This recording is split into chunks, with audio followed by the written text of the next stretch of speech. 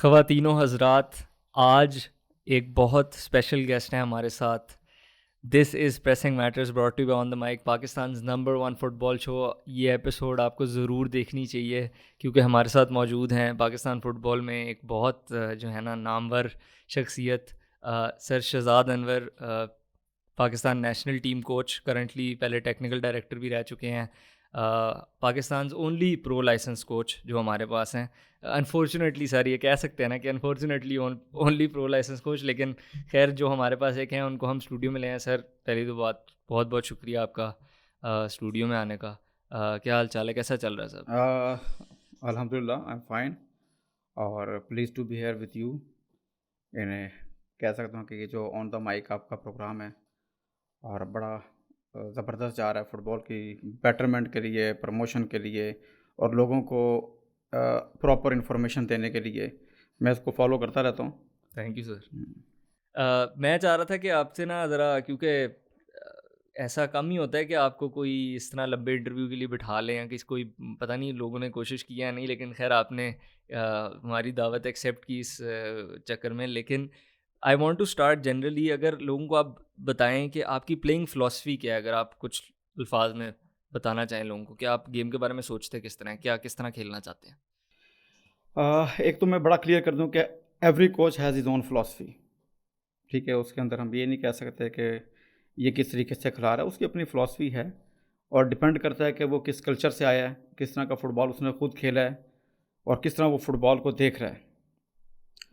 तो जो मैं जब खेल रहा था, मेरा अपना स्टाइल ऑफ प्ले भी ऐसा होता था कि मैं पसंद करता था कि पोजेशन बेस्ड फ़ुटबॉल जो है ना वो होना चाहिए, बजाय इसके कि हम डायरेक्ट लॉन्ग पासेस के ऊपर जाएँ।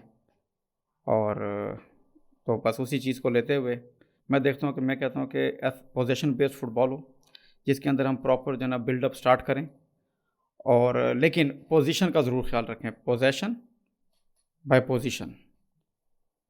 क्योंकि थोड़ा-सा ये है कि होता तो ऐसा है कि जैसे स्पेन फुटबॉल खेल रहा था टिकी टाका, उसको तो हम फॉलो नहीं कर सकते कि जब आपके पास पोजेशन है तो पोजीशन इतना मैटर नहीं करती। लेकिन हम हमारे पास जहाँ से प्लेयर आते हैं, जिस तरह की हमारे पास कोचिंग हो रही है, तो हमें मेरा ख्याल है कि इस चीज़ का ख्याल रखना चाहिए कि अटैक फेज़ के अंदर भी जिस वक़्त हमारे पास पोजेशन है, तो हमें पोजीशन का भी बहुत इम्पोर्टेंट रोल है कि वो पोजीशन का इसका ख्याल क्या मतलब, रखें। पोजिशन का मतलब फिक्स्ड जोन वगैरह? फिक्स ज़ोन्स वगैरह जो है ना, ज़ोन के अकॉर्डिंगली जो है ना वो हम जो है प्लेयर्स को पता हो कि मैंने अटैक में किस तरह कंट्रीब्यूट करना है और डिफेंस में मैंने किस तरह जो है ना सपोर्ट करना है। तो इस चीज़ का प्लेयर को पता हो, न्यूमेरिकल एडवांटेज लें हर लाइन के अंदर और प्रॉपर बिल्डअप से स्टार्ट करें। और अगर आउट ऑफ पोजेशन और ट्रांजिशन की बात करें तो उसके अंदर आपकी हाँ, क्या फ़िलॉसफ़ी है? लाज़मी बात है, मैं कहता हूँ कि प्लेयर्स वेल अवेयर हो 3 मैन मूवमेंट्स के बारे में। उसको यंग एज से पता होना चाहिए कि अटैक में मेरा क्या रोल है, डिफेंस में मेरा क्या रोल है और ट्रांज़िशन के अंदर जो है ना वो मैंने किस तरह जो है ना वो एक्ट करना है। सही है। और इसके अंदर सर आपने बड़ी इंटरेस्टिंग बात की थी, वो ये थी कि हर बंदे की, हर कोच की प्लेइंग फ़िलॉसफ़ी, अपने कल्चर, अपने प्लेइंग स्टाइल उससे आती है। अब इससे एक सवाल उठता है कि पाकिस्तान में जिस टाइम में आप खेल रहे थे और आपके इर्द-गिर्द जो आपके कॉलीग्स जिनको कह लेते हैं, वो जिस कल्चर से आए, जिस कल्चर से आप आए, वो बड़ी डिफरेंट फुटबॉल खेलते हैं। उनकी कोचिंग प्लेइंग फ़िलॉसफ़ी अगर उसको कहें तो बड़ी फ़र्क है। लेकिन आपकी उन सब से फ़र्क है। मेरे ख़्याल से आप उनमें से एक वाहिद हैं जो इस तरह। तो आपके अंदर ऐसा क्या फ़र्क था कि आप अपने कल्चर या जो भी सराउंडिंग से आपने ये चीज़ ली और उन्होंने बाकी सबकी कुछ और है, आपकी कुछ और है। होनी तो आपकी भी उन जैसी चाहिए थी। अच्छा, बिल्कुल अच्छा सवाल आपने किया है। एक तो ये कि मैं हूँ 6'5", ठीक है। 5.6 हाँ, हाइट है ठीक है। मेरी। और उसके अंदर ये है कि जो हमारे कल्चर था फुटबॉल का, जहाँ से मैं बिलोंग करता हूँ, यानी कि वो जो हमारा रीजन बनता है वो फैसलाबाद सरगोदा रीजन जो है, वहाँ पे अभी भी यही फुटबॉल खेला जाता है कि लॉन्ग पासेस और एरियल बॉल्स जो हैं वो ज़्यादा हैं। तो एज ए मिडफील्डर तो मैं बस ऐसे देख ही रहा होता था कि बॉल मेरे से ऊपर जा रहा है, नीचे जा रहा है। ठीक है, तो मैं सोचता था कि मिडफील्ड का क्या इंपॉर्टेंट रोल है। लेकिन लकीली कि जब मैं यूथ लेवल के ऊपर था तो मुझे वहाँ पे कुछ अच्छे कोचेज़ मिले नेशनल यूथ टीम के साथ। हमारे साथ जो थे शेख सदीक साहब थे, आप सब लोग उनसे वाकिफ़ हैं। और वो उस दौर के अंदर अगर मैं कहता हूँ कि वो चीज़ें हमने की हैं, ठीक है, कि जो अभी मैं देख रहा हूँ कि अभी हमारे कई कोचेज़ हैं वो उस तरह का काम नहीं कर ये रहे। सिद्दीक शेख वसीये वाले? जी, सदीक अच्छा। शेख साहब जो तो सीए वाले थे, ठीक है, वो उस वक़्त भी डिफरेंट थे सबसे। तो लकीली मैं उनके पास कैंप में था और उनका जो स्टाइल ऑफ प्ले था, जिस तरह वो खिला रहे थे, और वही उस दौर के अंदर जोन्स वगैरह। और उसके बाद फिर मुझे कुछ काम करने का मौका मिला। जो मेरी फ़र्स्ट असाइनमेंट थी वो अख्तर मोहिउद्दीन साहब के साथ ही मैंने एज असिस्टेंट कोच काम किया, तो उनसे भी बहुत कुछ लर्न किया। और फिर मैंने देखते हुए कि यार ये जो अभी यंग जनरेशन है वो किस तरह का फ़ुटबॉल खेलना चाह रही है, क्योंकि ये जो हम इतने अरसे से फ़ुटबॉल खेल रहे हैं इसमें अभी तक हमें उस तरह के रिजल्ट्स नहीं मिल सके हैं। और जो यंग जनरेशन है वो फॉलो करती है ला लीगा को, वो फॉलो करती है इंग्लिश प्रीमियर लीग के क्लब्स को, ठीक है।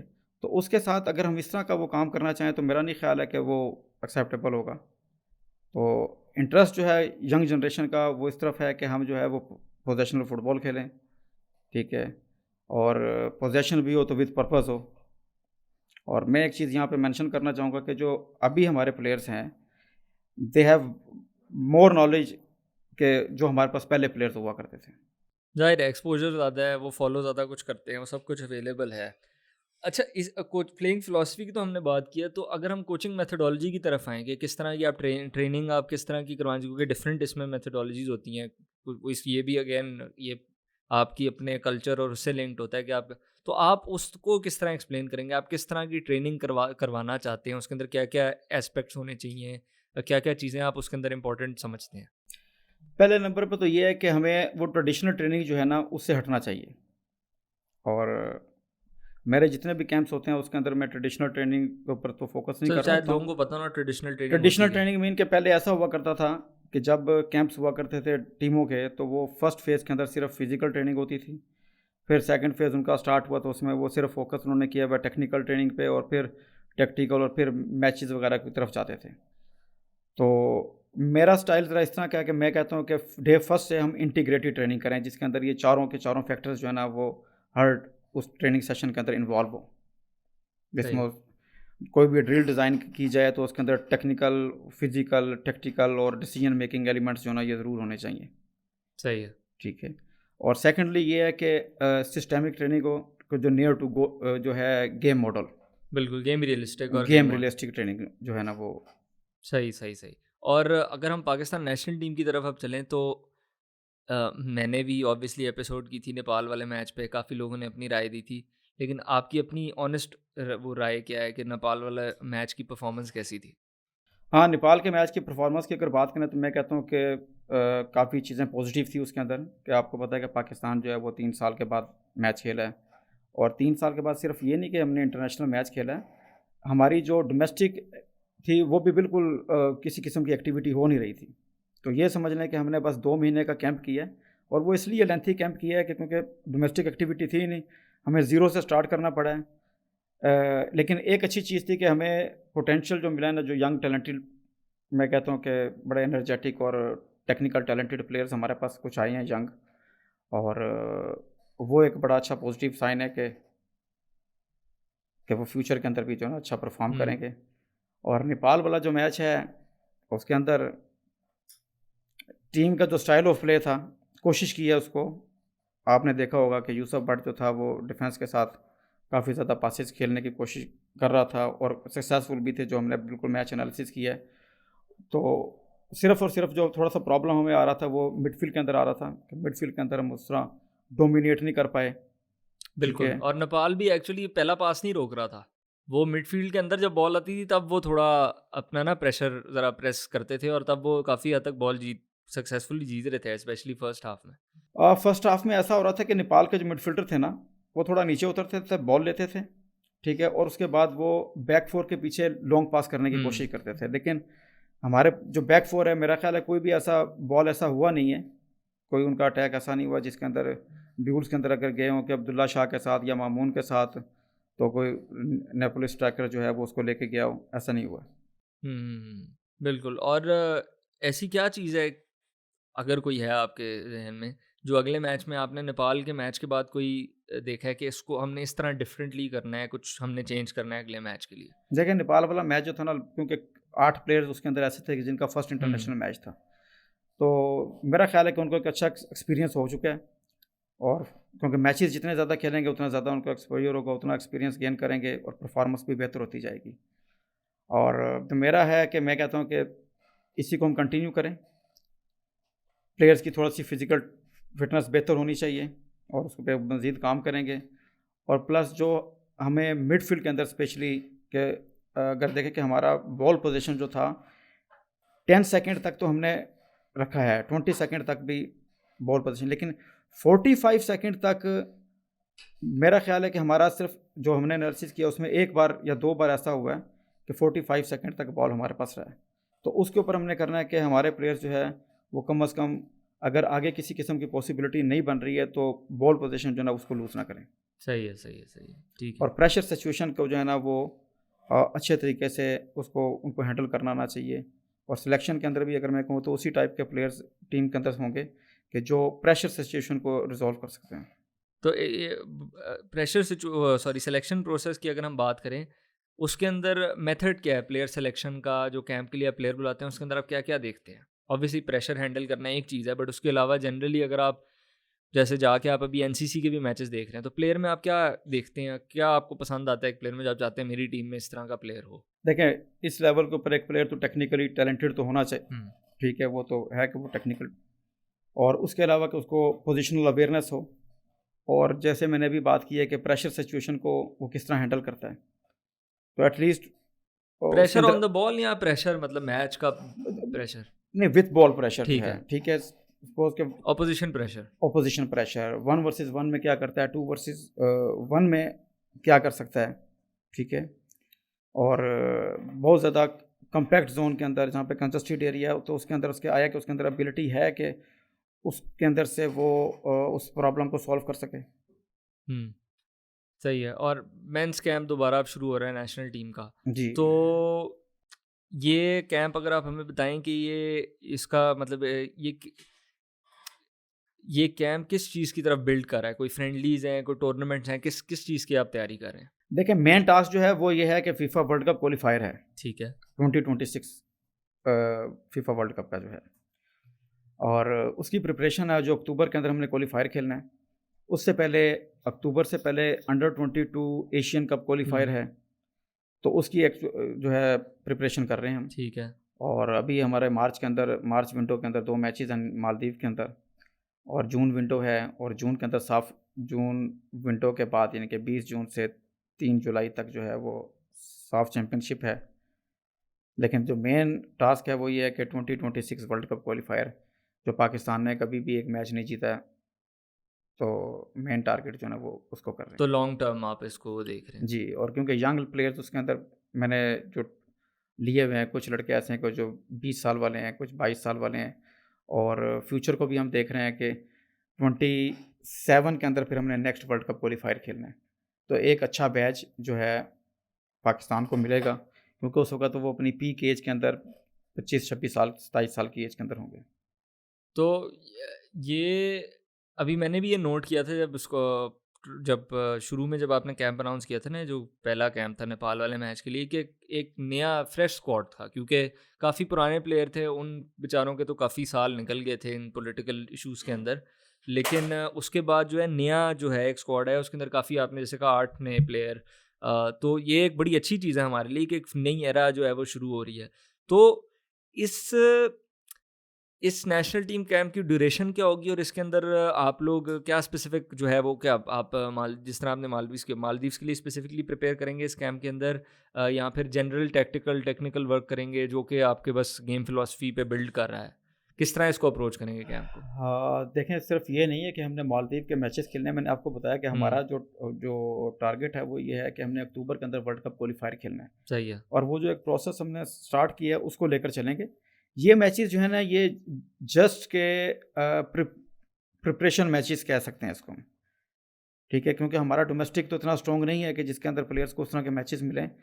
तो ये एक ट्रेनिंग मैचेस कह लें, इंटरनेशनल ट्रेनिंग मैचेस की हद तक मैं इसको लेता हूँ। ये सही नहीं है। कि इसके अंदर हम कहें कि यार हमने विनिंग लूजिंग जो है वो मैटर नहीं करती है, लेकिन ये कि हम उस प्रोसेस को किस तरह लेकर चल रहे हैं, परफॉर्मेंस इंप्रूव टीम हो किस रही है। तरह परफॉर्म कर रही है, उसके अंदर इम्प्रूवमेंट आ रही है या नहीं आ रही है, तो ये चीज़ें जो है ना ये ज़्यादा मैटर करती और हैं। ये जो कैंप है इसकी ट्रेनिंग के अंदर क्या आप कोई स्पेसिफिक अभी, क्योंकि पहले भी कैंप हुआ है, तो उससे आप ऑब्वियसली आप अपना, क्योंकि जाहिर है आप एक कोच आए हैं, आप अपना गेम मॉडल जो है वो टीम में ट्रांसलेट करने की कोशिश कर रहे हैं।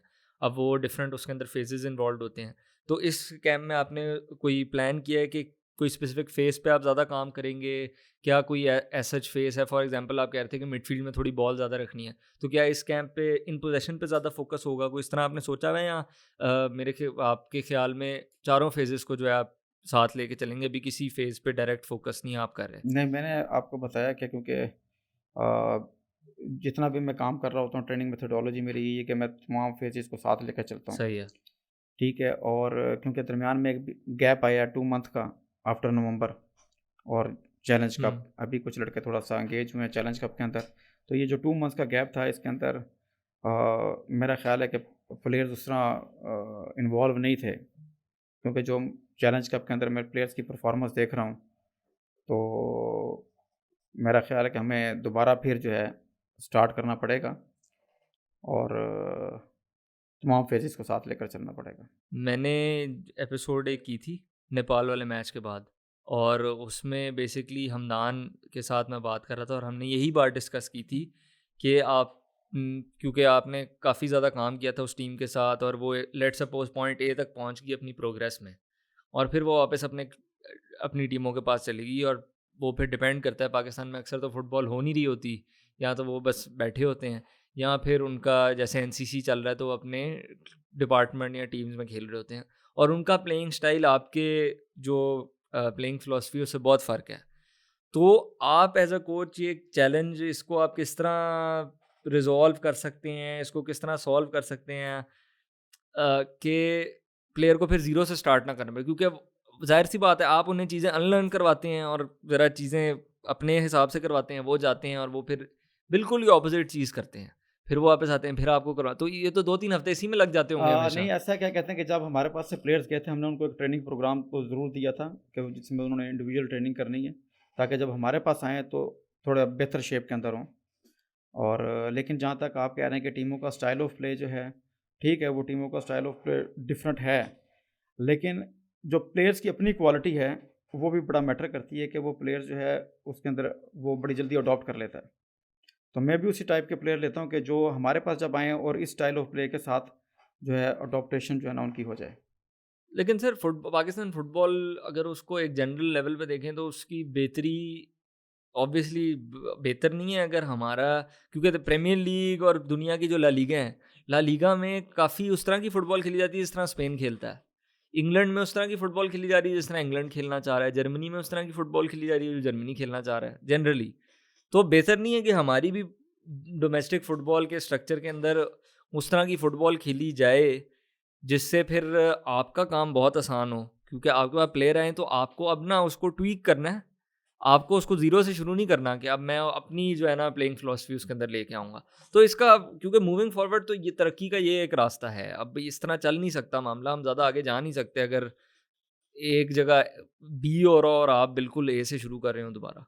अच्छा, आपने जो बात की ना, आपने कहा कि जो आपका स्टाइल ऑफ प्ले है, वो टोटली डिफरेंट है जो हमारा डोमेस्टिक का वो रहता है। लेकिन अगर हम उसको मैं कहूँ कि इसको हमने इसके ऊपर इम्प्लीमेंट करना है तो मेरा ख्याल मुश्किल काम होगा। सबसे पहले तो हमें सोचना है कि ये प्लेयर्स आ कहाँ से रहे हैं, हमारा फुटबॉल का कल्चर क्या है, ठीक है?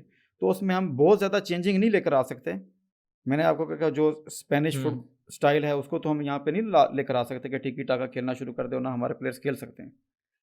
तो मैं सिर्फ ये कह रहा हूँ कि हमने पोज़ेशन इस तरह रखना है कि उसमें 25-30 पासेस नहीं है, ठीक है? क्योंकि हमारे प्लेयर्स जो हैं उनकी वो इतने ज़्यादा स्किलफुल नहीं है कि वो उस तरह का काम कर सकें, क्योंकि जिस कल्चर से वो आ रहे हैं, जिस तरह की कोचिंग उनको मिल रही है। अच्छा, हो सकता है कि एक बिल्कुल यंग बैच हम बनाएँ तो उसके अंदर तो ये पॉसिबल है, लेकिन जो इस वक़्त हमारे पास स्टफ़ है, उस स्टफ़ के साथ जो है स्टाइल ऑफ प्ले सिर्फ़ ये है कि इतना ज़्यादा डिफ़रेंस नहीं है। बिल्ट अप हम ज़रूर कर रहे हैं, ठीक है? लेकिन हम उस चीज़ को भी रख रहे हैं कि जो हमारे प्लेयर्स की क्वालिटी है, उसको हम किस तरह अच्छे से तरीके से यूटिलाइज़ कर सकते हैं। लेकिन वो आपकी बात बिल्कुल ठीक है कि हम अभी प्लेयरों को ज़ाहिर है जी ओवरनाइट तो नहीं स्विच कर सकते। लेकिन लॉन्ग टर्म अगर देखा जाए, कल्चर ऑब्वियसली स्पेन का ज़रा उस तरह का है कि वो जो है वो पोजिशनल प्ले वाला फ़ुटबॉल खेलना चाहते हैं और सब कुछ करना चाहते हैं। लेकिन अगर इंग्लैंड की मिसाल देखें, इंग्लैंड में फ़ुटबॉल ती 20-30 साल पहले भी काफ़ी हमारे सिमिलर थी पाकिस्तान की, हवाई और ये डायरेक्ट वो। Style of play. फिर आके चेंज हुआ है क्योंकि कोचेस डोमेस्टिक बाहर से कोचेस आए हैं, गार्डियोला, कॉन्टे, क्लॉप, ये सारे आए, इन्होंने अपनी टीमें चेंज की और फिर वो नीचे ग्रास रूट्स में भी वो इन्फ्लुएंस उनका जाना शुरू हो गया। तो अब इंग्लैंड के अभी वाले जो प्लेयर देखें, वो बड़े फ़र्क हैं, वो टेक्निकली अच्छे हैं, वो 1v1 में बहुत अच्छे हैं, वो और इस तरह के मेसन माउंट, वो 100 मिसालें आपको, जूड बेलिंगम, ये सारे जो हैं। तो पाकिस्तान में भी अगर लॉन्ग टर्म उसका कोई फ़ायदा करना है, तो इसी तरह होगा कि हम ग्रास रूट से कोई चेंज लेकर आएँ। तो इसका आपके ख़्याल से, क्योंकि आप काफ़ी सालों से इस सारा कुछ देख रहे हैं, इसका क्या, कहाँ देखिए, से शुरू कर सकते हैं हम ये? ये जो भी आपने बात की ना, तो आपने खुद उसका जवाब भी दिया कि 20-30 साल लगे हैं। 20-30 साल पहले फुटबॉल स्टाइल जो था इंग्लैंड का, वो डायरेक्ट स्टाइल ऑफ प्ले था। अभी ये कोचेज़ के आने से चेंज हुआ। तो कोचेज़ जो है ना, वो एक इम्पोर्टेंट फिगर होता है फुटबॉल डेवलपमेंट के अंदर। और coach education is I think the best tool, ठीक है, कि जो कंट्री फुटबॉल को जो है ना बेहतर कर सकता है। कोच एजुकेशन के ऊपर हमें जो है ना बहुत ज़्यादा फोकस करना चाहिए, और चेंज लॉन्ग टर्म ही ग्रास रूट से ही आ सकती है। कोचेज़ एजुकेशन, बिल्कुल मैं और हमदान भी यही बात करते हैं। अब इसके साथ-साथ, क्योंकि ये तो ग्रास रू अब ये सारा कुछ आपको पता है लिंक्ड है, इकोसिस्टम होना लिंक्ड है। चाहिए। कोचेज़ एजुकेशन, फिर ग्रास रूट साथ हो, ताकि कोचेज़ को कोई काम भी करने को हो, फिर उनका कॉम्पिटिशन स्ट्रक्चर भी हो, फिर ऊपर एक डोमेस्टिक लीग हो।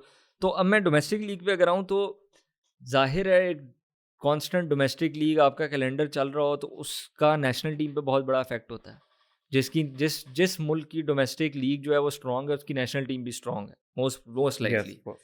तो इसका मतलब क्या आपके ख्याल से तरीका हो सकता है कि हम अपने डोमेस्टिक स्ट्रक्चर को जो है वो ठीक कर सकें, उसको बेहतर कर सकें?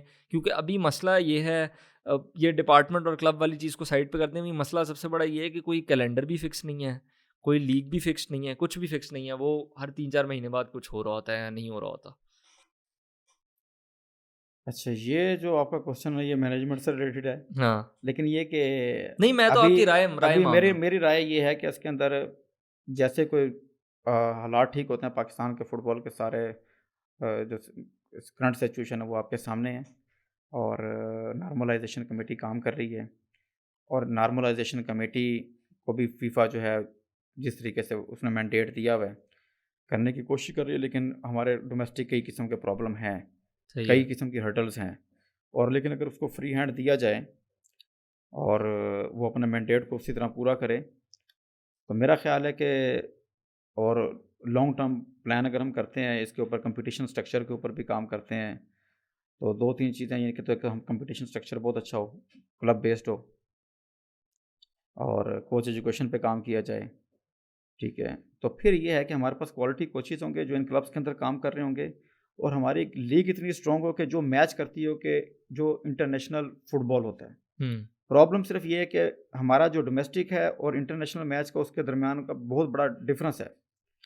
तो हम ट्रेंड कर रहे हैं अपने प्लेयर्स को इस इंटेंसिटी के ऊपर, ठीक है, और खेलना हमने है हाई इंटेंसिटी के ऊपर, बिल्कुल, तो बहुत डिफरेंस है। बहुत ज़्यादा, बहुत, वो ज़ाहिर है प्रिपेयर्ड ही नहीं होते उस जी। तरह। अब कोचेज़ एजुकेशन और उससे रिले एक और, हम ये आपस में ऑफ कैमरा भी काफ़ी बात करते हैं कि आपने क्या ये एनसी को जो है वो टाइम और वो दिया जाए, वो बिल्कुल वो एक, मैं वो तो एक मैनेजमेंट और उस वाली साइड है, मैं उसमें जाना नहीं चाहता।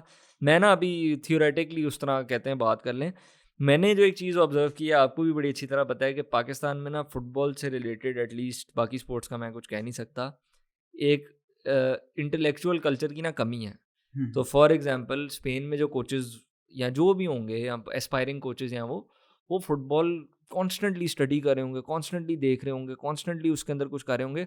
हमारे यहाँ बड़े कम इस तरह, मतलब 23 करोड़ में मेरे ख्याल से पॉपुलेशन के हिसाब से बड़े कम मैंने जिनसे इंटरेक्ट किया है। तो कोचेज़ एजुकेशन भी ज़ाहिर है उसी से भी लिंक्ड है। जितने ज़्यादा आपके लोग होते हैं जो ज़्यादा ऑब्सेस्ड होते हैं फुटबॉल के बारे में, ज़्यादा स्टडी कर होते हैं, उतने अच्छे वो और उतने ज़्यादा कोचेज़ बनते हैं क्वालिटी के। तो ये ज़रा ज़्यादा डीप रूटेड इशू नहीं है कि सिर्फ कोचेज़ एजुकेशन कोर्स कराने से ये मसला शायद सॉल्व ना हो? ऐसा है कि पहले जब कोर्सेज़ वगैरह हुआ करते थे ना, उसके अंदर जो हमारे पास स्टाफ आया करता था, तो उनका जो एजुकेशनल बैकग्राउंड था वो इतना अच्छा नहीं हुआ करता था। लेकिन ये सही। कि उनका फुटबॉल बैकग्राउंड जो है वो बहुत बेहतर है। उन्होंने फुटबॉल खेला है, फुटबॉल खिला रहे होते थे। लेकिन अभी एक बड़ी पॉजिटिव चीज़ है कि जो यंग कोचेज़ आ रहे हैं, तो उनका अगर सिविल एजुकेशन देखी जाए तो वो भी बहुत बेहतर है, और फुटबॉल के अंदर जिस तरह का उनका इंटरेस्ट है, और मेरा ख्याल है कि अगर हम कोच एजुकेशन पर फोकस करें तो आने वाले कुछ अरसे के अंदर जो है ना हमारे पास क्वालिटी के कोचेस हो सकते हैं। तो आप कह रहे हैं नेक्स्ट जनरेशन पॉजिटिव आपको लग वो रहा है। बड़ी पॉजिटिव लग रही है।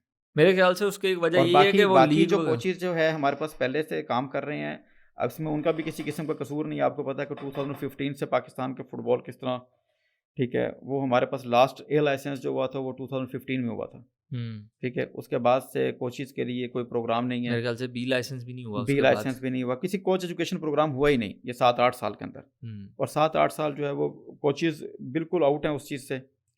और अभी हमें चाहिए कि हम उन कोचेज़ को जो रिफ़्रेश करें, वो अपना नॉलेज अपडेट करें, तो और वो फिर पाकिस्तान फुटबॉल के लिए कहीं न कहीं कंट्रीब्यूट कर सकते हैं। बिल्कुल, उम्मीद यही है कि पीएफएफ की तरफ से ये भी एक चीज़ हो, क्योंकि ऑब्वियसली आप तो नेशनल टीम को देख रहे हैं, अब इसको मेरे ख्याल से मैनेजमेंट बाकी उसको देखना पड़ेगा कि बाकी चीज़ें किस तरह साथ-साथ लेके चलनी है।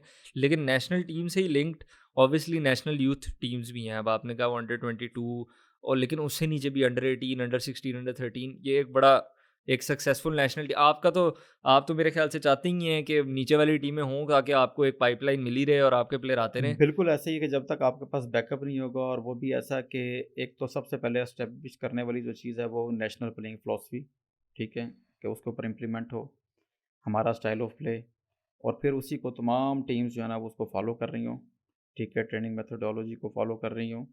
सिर्फ़ और सिर्फ़ अंडर 15 से सीनियर टीम तक जर्सी का साइज़ तो चेंज हो, ठीक है, लेकिन स्टाइल ऑफ प्ले सेम, और ट्रेनिंग मेथोडोलॉजी भी ट्रेनिंग सेम हो। मेथोडोलॉजी वो according to their age group वो उसमें डिफरेंस आ सकता है, ठीक है, लेकिन वो सिर्फ मैं बता रहा हूँ कि सिर्फ जर्सी साइज़ चेंज हो, बाकी चीज़ें जो हैं वो सेम होनी चाहिए। ये इंग्लैंड ने यही किया था। इंग्लैंड का जो एग्जाम्पल था कि इंग्लैंड ने एफए पाथवे था शायद उसका नाम, उन्होंने ये किया था कि उन्होंने देखा था कि हमारे पास 1v1 टेक्निकल ड्रिबलर्स और इस तरह के प्लेयर नहीं है जो उनकी गोल्डन जनरेशन थी।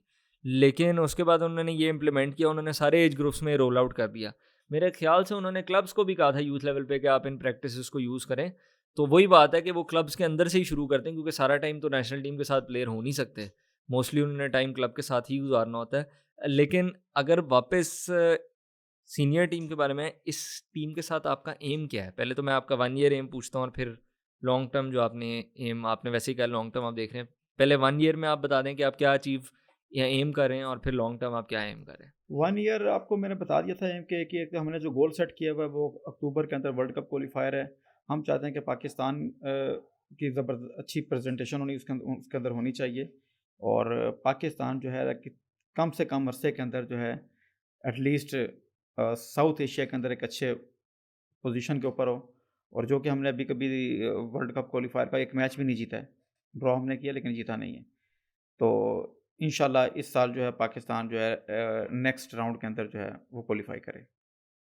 अब इसके अंदर एक सवाल उठता है कि क्योंकि अब क्वालिफायर भी जीतना एक वो एक एम है, लेकिन लॉन्ग टर्म भी वो एक एम तो है। तो अब कुछ लोगों के अगर फ्रेम माइंड मतलब पॉइंट ऑफ व्यू से मैं देखूँ, तो इस चीज़ में ना थोड़ा एक टेंशन होती है कि शॉर्ट टर्म रिजल्ट लेना है और लॉन्ग टर्म अपना स्टाइल बिल्ड करना है या उसको इम्प्लीमेंट करना है। तो उस टेंशन को आप किस तरह लेके चलते हैं? क्योंकि अगर आपने लॉन्ग टर्म करना है तो उसके अंदर फिर आपको शायद शॉर्ट टर्म थोड़ा वो करना पड़ेगा। सेक्रीफाई करना पड़ेगा, लेकिन ये है कि मैं ये कह रहा हूँ कि फर्स्ट गोल तो मैंने ये सेट किया हुआ है, और लॉन्ग टर्म के ऊपर भी काम ये है कि लेकर आ रहे हैं। यूथ डेवलपमेंट प्रोग्राम अभी इंशाल्लाह पाकिस्तान फुटबॉल फेडरेशन जो है वो अपना लॉन्च कर देगी, कि जिसके अंदर हम ग्रास रूट और यूथ के ऊपर प्रॉपर काम होगा। अंडर 19 और अंडर 16 के ट्रायल्स हो चुके हैं, अंडर 19 के अभी ट्रायल्स होने हैं, और उनके प्रॉपर कैंप हैं और सेंट्रलाइज उनको उनको भी आप देखेंगे? नहीं उनको देखेंगे नहीं, उनके साथ इंशाल्लाह हम अच्छे क्वालिफाइड कोचेज़ लगाएंगे सही कि है। जो उस प्रोग्राम को रन करें। और और वो जो है जैसे एक हमारा फुटबॉल गोल प्रोजेक्ट है एबटाबाद के अंदर और खानेवाल के अंदर, वहाँ पे प्रोग्राम है कि इसको रन किया जाए प्रोग्राम को प्रॉपर। और उसके अलावा ये एज़ अ जो कैंप रन होगा? जी जी कैंप में मतलब कि अकेडमीज ठीक है, सही है। एक बना दी, national centre type. National centre जो है, नेशनल ट्रेनिंग सेंटर जो है वो इस्टेब्लिश हो जाए। और जहाँ तक शॉर्ट टर्म की बात आप कर रहे हैं, तो कोशिश अभी यही है कि जो भी बेस्ट अवेलेबल प्लेयर्स हैं उनको लिया जाए, और उनसे जो है ये वाला गोल जो है हमारा ये अचीव किया जाए। और सर एक जो एस्पेक्ट है ना वो मैं और लोगों से इस तरह बात नहीं करता क्योंकि आई डोंट थिंक अभी हमारे इतना कंपटीशन भी होता है, इतना हमारी फुटबॉल अभी एडवांस हुई है। लेकिन क्योंकि अब आप रेगुलरली खेलना शुरू हो रहे हैं और आप एक टीम के साथ अब आपको कुछ महीने हो गए और आगे भी इंशाल्लाह आप उनके साथ ही रहेंगे। टीम का एक कल्चर जो होता है, जो सोशल एस्पेक्ट होता है, वो बड़ा ज़रूरी होता है। आपको पता है स्क्वाड का, उसके अंदर मतलब जिस तरह प्लेयर्स आपस में इंटरैक्ट करते हैं, जिस तरह प्लेयर्स का एटीट्यूड होता है एज अ ग्रुप या एज अ आप as a even with coaching staff. तो कुछ आप टेक्निकल टैक्टिकल उसके अलावा भी कोई आपने चीज़ें इंप्लीमेंट की हैं स्क्वाड के साथ जिसके अंदर हाई हाई परफॉर्मेंस कल्चर जो है वो इनेबल हो या उसके अंदर प्रोफेशनलिज्म आए कि जिस तरह उठते बैठते हैं जिस तरह बाहर होता है, जिस तरह नॉर्मल चीज़ें हमारे यहाँ अनफॉर्चुनेटली ये नहीं होती। तो उस बारे में भी आपने कुछ किया कि प्लेयर्स अपने भी ऑन देयर ओन थोड़ा जो है ना प्रोफेशनलिज्म नहीं कहूँगा बट लाइक समझें अपनी बॉडी का ख्याल रखना, eating the right things, acting as a professional basically.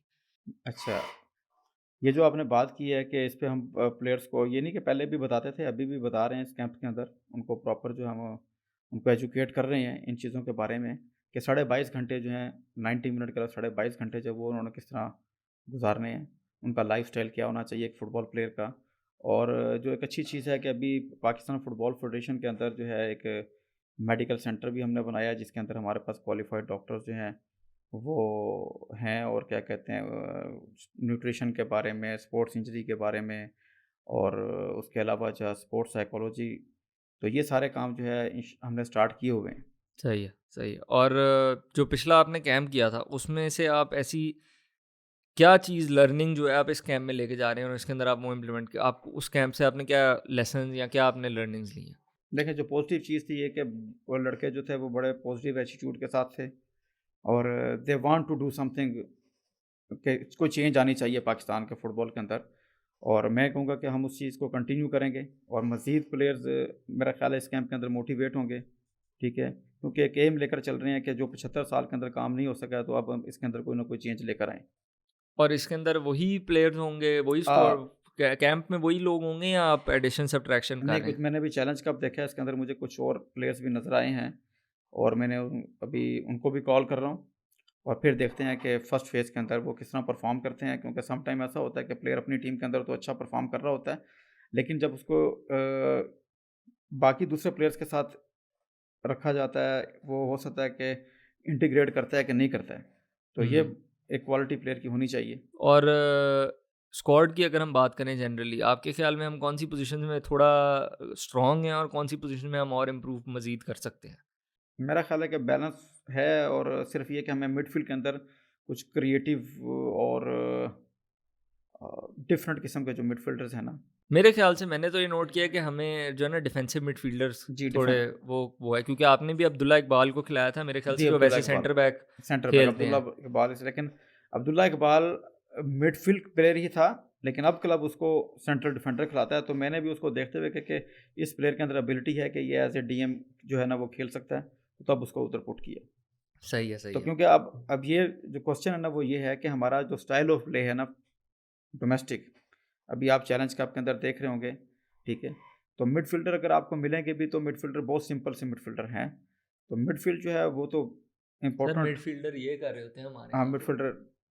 तो मिडफ़ील्ड का अगर रोल नहीं है तो फिर कैसे हम प्रोड्यूस कर सकते हैं कि अच्छे मिडफ़ील्डर हमें मिलें? यही है पाकिस्तान में सबसे मुश्किल क्योंकि मैं कभी-कभी एनालिसिस या वो कर रहा होता था ना तो मैं देखता था कि मिडफ़ील्डर ढूँढना सबसे मुश्किल है।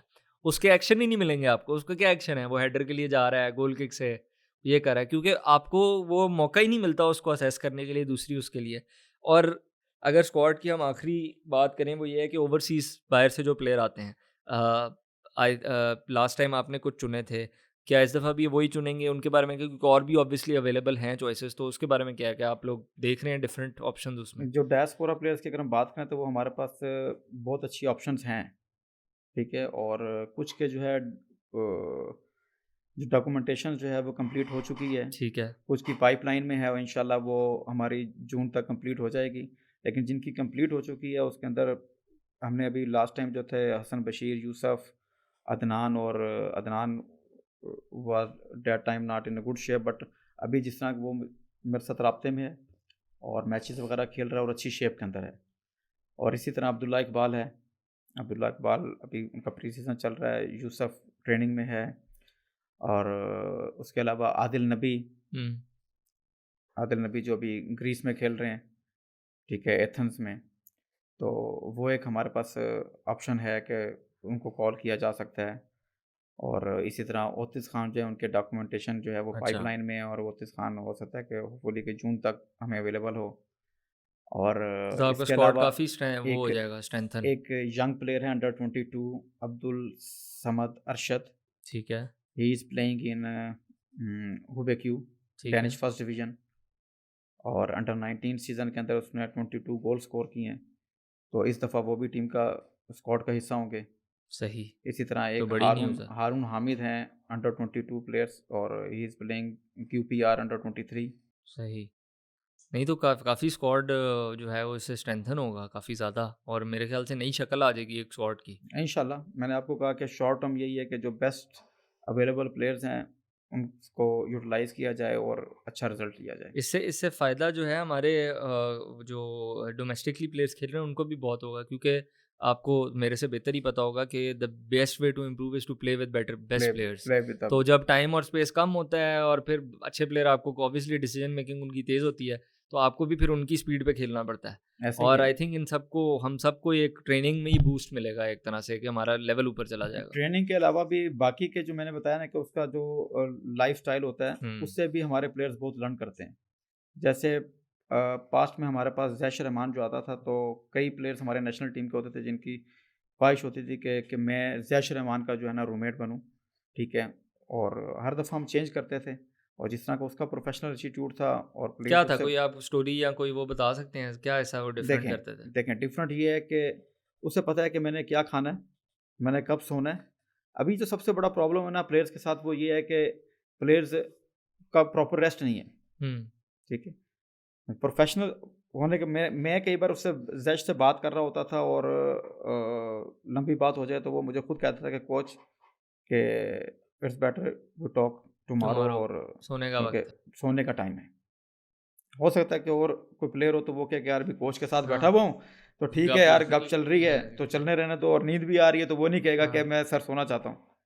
ठीक है, बिल्कुल डायरेक्ट, और उसका सोने का टाइम तो वो सोना है, और क्या स्लीप खाना सबसे है, ज़रूरी है वो रेस्ट के लिए। बड़ी ज़रूरी है। बिल्कुल, नहीं ये बहुत इंटरेस्टिंग है क्योंकि मेरे ख़्याल से मैंने तो ये नोट किया है एटलीस्ट कि हमारे भी क्लब उसमें देखें तो प्लेयर्स के अंदर ने जो है ना ये मिसिंग है चीज़। बट अगेन मैं प्लेयर्स को फिर इस तरह ज़्यादा ब्लेम नहीं करूँगा क्योंकि ये चीज़ें बताई नहीं गई हैं। आहिस्ता-आहिस्ता बताई भी नहीं गई, ऊपर से कॉम्पिटिशन स्ट्रक्चर नहीं है, कुछ है नहीं, वो इतना फिर स्ट्रिक्ट अपने साथ क्यों हो जब 6 महीने कुछ होता ही नहीं है।